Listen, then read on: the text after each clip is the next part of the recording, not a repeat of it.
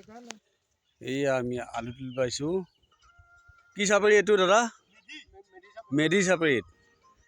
এয়া আমাৰ বৈকুণ্ঠ, এইটো কুলো পাইছে কুলো। ই কিবা গান বজোৱাতহে ব্যস্ত, আকৌ আলু তুলিব আহি গান বজোৱাত ব্যস্ত। এই দাদাটো আছে, এই আলু চাওক। এই আলু সিফালে মাকৈ আছে,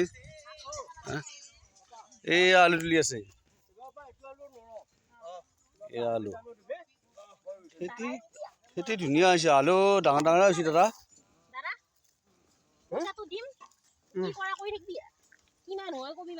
এইটো বৈকুণ্ঠ নাঙল লৈছে চাব, এই খেতিয়ক। এয়া বৈকুণ্ঠ কন্যা, এয়া মোৰ কন্যা। এয়া এটা আলু তুলি আছে, কুলো আহিছে আলু তুলিব আহিম বুলি কৈ পেলাই ই কি কৰিছে গান শুনি আছে।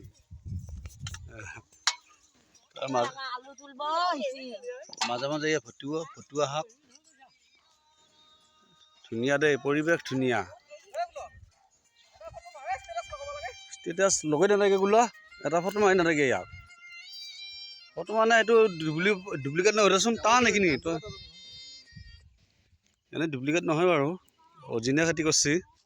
কিছুমানে আকৌ এনে ফটো তুলিব আহি পেলাই আকৌ এনে লৈ পেলাই হেৰি কৰে।